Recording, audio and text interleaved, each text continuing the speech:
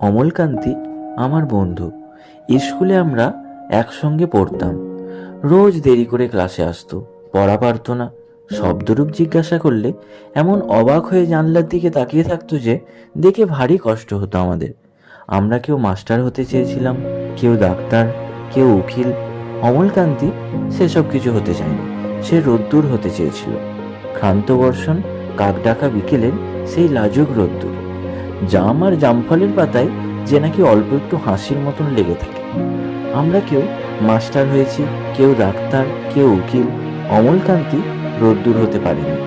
সে এখন অন্ধকার একটা ছাপাখানায় কাজ করে।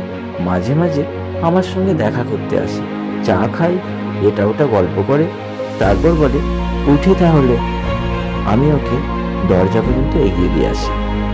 আমাদের মধ্যে যে এখন মাস্টারি করে, অনায়াসে সে ডাক্তার হতে পারত। যে ডাক্তার হতে চেয়েছিল, উকিল হলে তার এমন কিছু ক্ষতি হতো না। অথচ সকলের ইচ্ছা পূরণ হলো এক অমলকান্তি ছাড়া। অমলকান্তি রোদ্দুর হতে পারেনি। সেই অমলকান্তি রোদ্দুরের কথা ভাবতে ভাবতে যে একদিন রোদ্দুর হতে চেয়েছে।